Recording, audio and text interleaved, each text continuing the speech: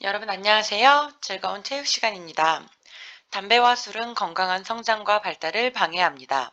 담배와 술, 그리고 카페인의 어떤 성분이 우리의 건강에 나쁜 영향을 주는지를 알아보고 담배와 술의 유혹을 극복할 수 있는 방법을 생각해 봅시다.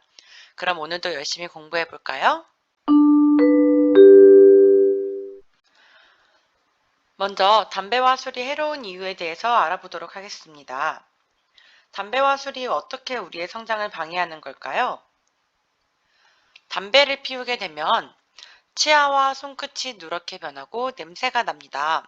또 기침을 자주 하고 가래가 많이 생기게 되죠. 쉽게 숨이 차고 계단을 오르는 등의 운동을 하기도 힘들어집니다.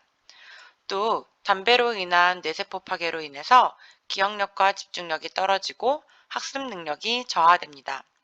담배 안에는 니코틴, 타르, 일산화탄소 등의 다양한 유해 물질이 섞여 있어서 백해무익하다는 말을 듣기도 하죠. 또 담배는 마약처럼 중독성이 강하기 때문에 한번 피우기 시작하면 끊기가 매우 어렵습니다. 영상을 통해서 담배가 해로운 이유를 확인해 보도록 할까요? 이 땅에 담배가 도입된 지 400년이 넘은 지금 구름 과자라고 불리던 담배는 애연가들의 취향만큼 그 종류가 참 다양해졌습니다. 니코틴 함량별로 담배를 선택할 수도 있고 맛과 향도 여러 가지입니다. 담배를 연소시켜 연기를 흡입하는 연초 외에도 전기 장치로 열을 발생시켜 니코틴 용액의 증기를 흡입하는 액상형 전자담배, 그리고 압축한 담뱃잎을 찌는 듯 가열해 증기를 흡입하는 권련형 전자담배 등이 있죠. 피우는 방식이 다를 뿐 모두 담배입니다. 백해무익의 대명사인 만큼 흡연은 인체에 해로운 영향을 끼치는데요. 흡연으로 인한 대표적인 신체 증상 중 하나는 일산화탄소로 인한 저산소증입니다. 일산화탄소가 산소와 헤모글로빈의 결합을 방해하기 때문에 호흡곤란, 시력 저하, 두통, 기억력 감퇴 등이 유발됩니다. 체내에 들어온 담배 연기에는 발암물질을 포함해 200종 이상의 화합물로 구성된 타르 성분이 있습니다. 미세 입자인 타르는 호흡기 점막과 폐에 박혀 손상을 일으키죠. 이는 기관지염, 폐렴, 폐암의 원인이 됩니다.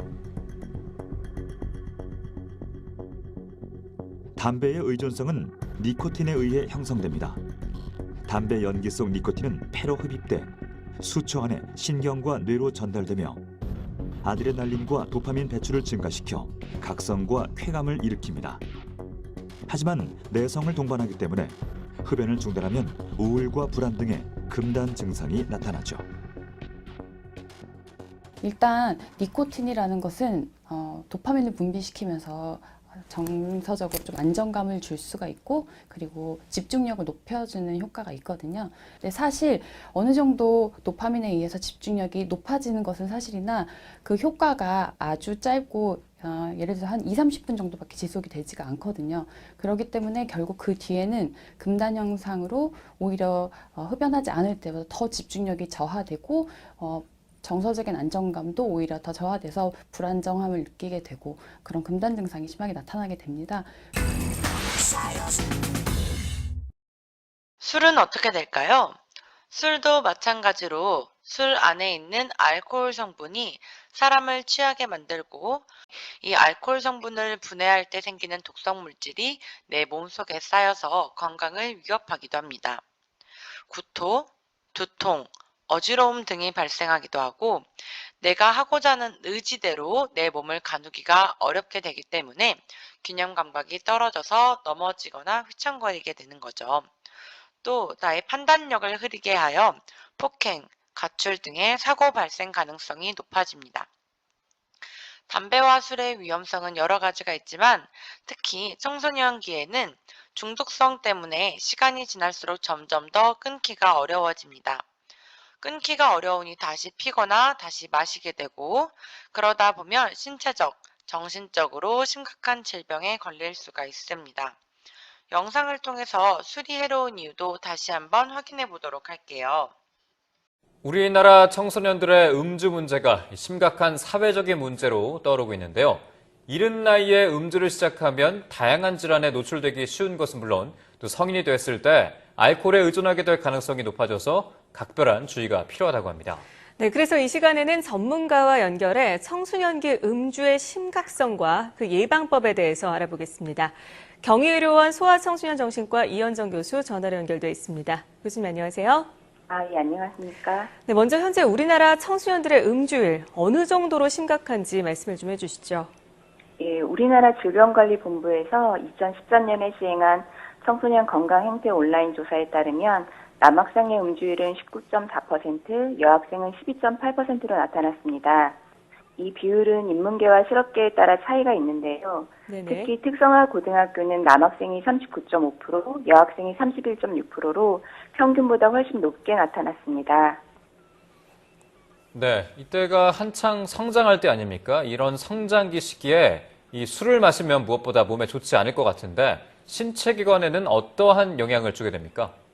예, 알코올은 간이나 위장 같은 내부 장기는 물론 특히 뇌에도 심각한 영향을 줄 수가 있습니다. 네. 그리고 알코올로 인해서 칼로리 과다 섭취로 인해 비만 발생 가능성이 높고 아직 신체가 완전히 성숙되지 못한 청소년들의 경우에는 2차 성징 발현이 늦어질 수 있습니다.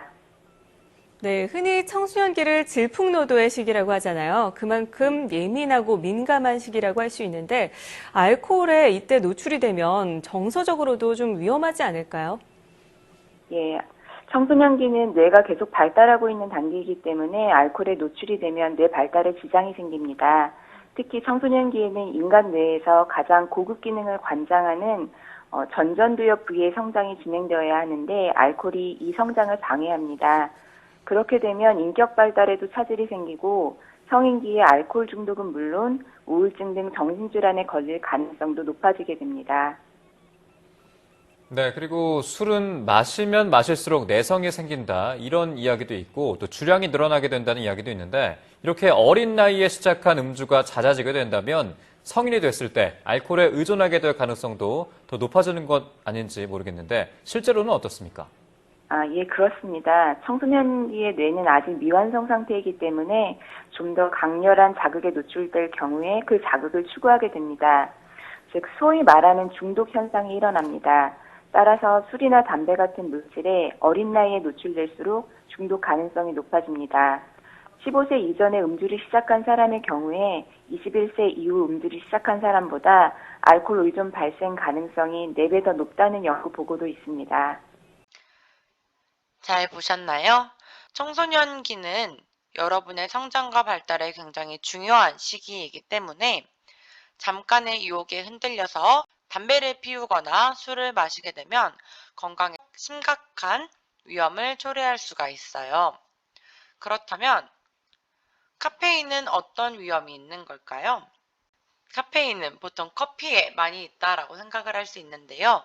지난번에도 잠깐 간단하게 설명했다시피 커피가 포함된 우유, 커피 우유, 그다음에 핫시스와 같은 에너지 드링크, 콜라, 초콜릿, 밀크티, 녹차 아이스크림 등 우리가 자주 접할 수 있는 음식에도 많은 양이 포함되어 있습니다. 카페인 하면 흔히 커피나 에너지 음료를 떠올리실 텐데요. 초콜릿에도 카페인이 많아 어린이들이 초콜릿을 많이 먹으면 충치뿐 아니라 심하면 ADHD, 즉 과잉 행동 장애도 유발할 수 있다고 합니다. 소비자원 조사 결과를 성민수 기자가 보도합니다. 한국소비자원이 시판 중인 초콜릿 25개 제품의 카페인 함량을 조사했습니다. 그 결과 4개 제품에서 만 6살에서 8살 사이 어린이 기준 하루 최대 섭취 권고량의 절반에 달하는 카페인이 검출됐습니다. 가시 우간다 다크 초콜릿과 세마 다크 초콜릿 등 2개 제품의 카페인 함량은 만 5살 이하 어린이가 한 개만 먹어도 하루 최대 섭취 권고량을 초과한다고 소비자원은 밝혔습니다. 어린이는 성인에 비해 카페인에 취약해 하루 최대 섭취 권고량이 어른의 10분의 1 수준으로 낮습니다. 5에서 12세 어린이가 95mg의 카페인을 섭취하면 불안감이 증가하고 보다 적은 양의 45mg을 4세에서 6세 어린이가 섭취하더라도 주의력 결핍 과잉 행동 장애를 유발할 수 있다고 합니다. 커피와 에너지 음료는 카페인 함량과 주의 문구를 제품에 표시해야 하지만 초콜릿은 표시 의무가 없어 카페인 함량을 소비자가 쉽게 확인하기 어렵습니다. 카페인 정보가 종이에 적혀 있으면 아무래도 엄마들이 물건 살 때 정보를 보고 사기 때문에 도움이 될 것 같습니다. 소비자원은 제조업체에게 카페인 함량 정보를 자발적으로 표시할 것을 권고하고 어린이들이 섭취하기 쉬운 카페인 제품들에 대한 관리 감독 강화를 식약처에 요청했습니다. KBS 뉴스 성민수입니다. 카페인은 도대체 어떤 물질인가요? 네, 카페인은 커피, 콩, 차잎, 과라나 열매 등에 함유된 각성 효과가 있는 성분으로 탄산음료, 커피 음료 등의 식품 및 의약품의 원료로 사용이 됩니다. 네, 편의점에 가면 수많은 음료와 식품들이 있잖아요. 예. 그럼 카페인이 함유된 어떤 그 식품과 음료는 어떤 것들이 있을까요? 예, 청소년들이 즐겨 먹는 탄산음료, 에너지 음료뿐만 아니라 커피, 진통제, 감기약, 피로회복제 등 의약품과 다이어트 보조식품 등에 들어 있습니다. 네, 그렇다면 우리가 마시는 대부분의 음료에 카페인이 포함되어 있다는 이야기로 들립니다. 그럼 청소년이 이렇게 카페인 섭취를 해도 괜찮을까요? 예, 체중 50kg 청소년 기준 1일 섭취 권고량은 최대 125mg입니다. 고카페인 음료를 하루 한 잔만 마셔도 초과할 수 있어 주의가 필요합니다. 네, 권고량이 있다는 거는 많이 섭취하면 부작용이 있다는 말로 들립니다. 예. 그 카페인, 고카페인을 섭취하게 되면 어떤 부작용이 있을까요? 네, 잦은 카페인 음료를 섭취할 경우에는 부작용으로 빠른 심장박동, 수면장애, 두통, 구토 등이 나타날 수 있습니다. 아, 네. 사실 청소년들이 카페인이 함유된 음료를 마시는 이유가 피로회복이나 집중력 때문인데 실제 청소년들이 기대하는 이러한 효과를 볼 수가 있나요? 카페인 성분으로 잠시 집중 효과가 있지만 일시적인 것으로 시간이 지나면 오히려 집중력이 떨어지고 네. 피로가 몰려옵니다. 네. 그럼 청소년들이 음료를 선택할 때 주의를 많이 기울여야 할 것 같습니다. 고카페인 함유 식품을 쉽게 구별하는 방법이 있다면 사무관님 한번 소개해 주시겠습니까? 네, 고카페인 함유 식품에는 제품 설명에 고카페인 함유 문구와 어린이, 임산부, 카페인 민감자는 섭취에 주의하여 주시기 바랍니다. 라는 주의 문구와 총 카페인 함량이 표기되어 있습니다. 구입하실 때 확인하시면 되겠습니다. 그럼 오늘 배운 내용을 정리해 보도록 하겠습니다. 담배에는 어떤 유해 물질이 있었나요? 네, 담배는 니코틴, 타르, 일산화탄소 등의 다양한 유해 물질이 있어서 가까이 하거나 피지 않습니다. 두 번째, 술은 독성 물질이 몸에 쌓이고 사람을 취하게 하여 사고 발생 가능성을 높이므로 마시지 않습니다. 셋째, 담배와 술의 유혹을 단호하게 거절해야 합니다. 우리 첫 번째부터 다시 한번 읽으면서 나의 의지를 다져볼까요?